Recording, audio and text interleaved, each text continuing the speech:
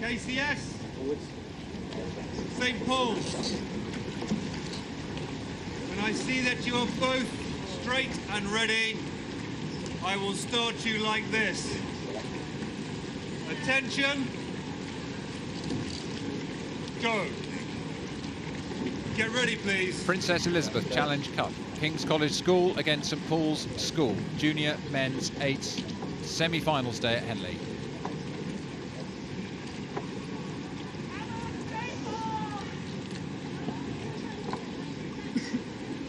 Attention! As you were.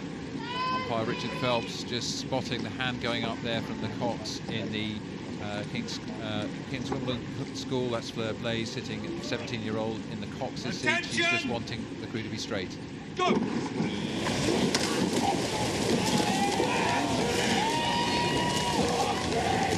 Fast start there from both crews. You can really see just how those blades flash in and out. A little bit untidier perhaps in St. Paul's. Neat crew there from King's School Wimbledon. But we will see now, as the crews come out to the end of the island, how they fared in that fast and furious start. Yeah, fascinated to see how this one pans out. Not sure we've really seen King's School Wimbledon tested yet. They had Canford on Tuesday, beaten them easily. Dulwich on Wednesday, beaten them easily. And yesterday, Woodrow Wilson High School from the USA, beaten by 4 lengths. So we've not really seen King's Wimbledon tested. On the other side of the draw, here's St. Paul's School getting off to a pretty strong start. Maybe a bit less tidy than some of the St. Paul's crews we've seen in recent years, Zoe, but this is a young crew. 2 16-year-olds in the stern, a 15-year-old, Al Cadogan sitting at the 5 street seat there. So this is a new crew, the beginning perhaps of a new era for St. Paul's. Let's see how it pans out. Yeah, you're exactly right there, Matt. Young crew, much younger than we've seen from St. Paul's in the last few years, but they are a young crew with some absolutely enormous shoes to fill. They have been in the final of the Princess Elizabeth at Henley Regatta 4 out of the last 6 regattas, compared to King's Wimbledon, who I don't think have ever made a final of the PE. Yeah, this would be history in the making for King's School Wimbledon. Resurgent, but they've never made it to the final, and that's what they're looking to do here at the moment. They've got a bit of an edge. As I said, they've not really been tested all the way down the track here at Henley this year. St. Paul's School have had a couple of a tougher race yesterday. We watched it, King's School Parramatta from Australia. They managed to beat them by 2/3 of a length, but it was a tougher race for them. And have they recovered enough? Well, they're just passing the barrier. The yellow flag at the barrier goes down. That's 637 metres into the course. And I think a slight edge for the crew on the right of your picture from King's School. And it's King's School who, you know, have the form book this year. They won a bronze medal at the National Schools Regatta, beat St. Paul's there. And at the moment, it looks like they're actually putting quite a lot of distance into St. Paul's with every stroke that they take. Yeah, I think you called it spot on. So I think there's a move going on here quite early in the course. You know, you're talking about 750 metres into the course, but I think Kings feel that they've got the edge, and their Cox, Fleur Blaise, is going to be calling for a push, and you can see a bit of power coming down through the slightly older, a bit more experienced perhaps in the boat here from Kings. The young stern pair, Philip Wolfensberger and Felix Peerless in the stern of the St. Paul's crew, have to respond. Now, you can do it in 2 ways. You can hold and be calm and confident and wait until that push has had its time and then respond, and maybe that's what's happening now. Yeah, and it looks like also potentially an added issue of the 2 crews just coming together a bit there. Looks like both crews sneaking into mutual water. Maybe St. Paul's just moving back. No warnings yet from the umpire, just about keeping those blades apart.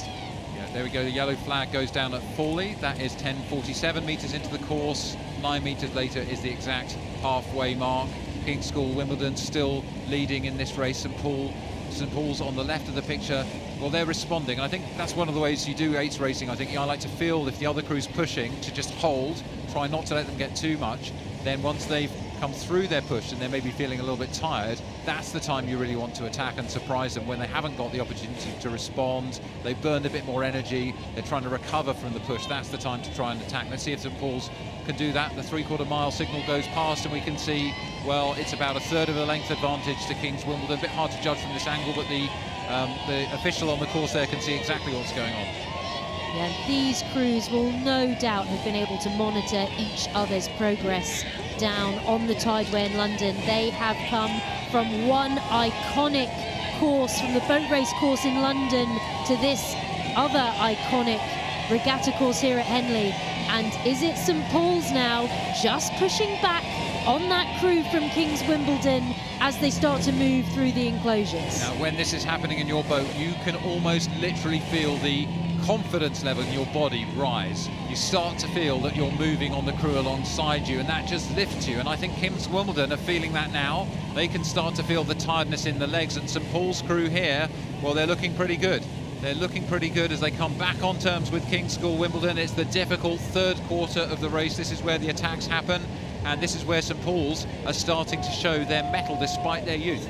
You can see, even from this angle, you can see the grit and determination in the black and white of St Paul's. But at the moment, I think it is that one crew in colour, that crew from King's College School Wimbledon, just about holding the edge over St Paul's. But like you say, Matt, St Paul's have some momentum here. Are they going to be able to pull back level with King's?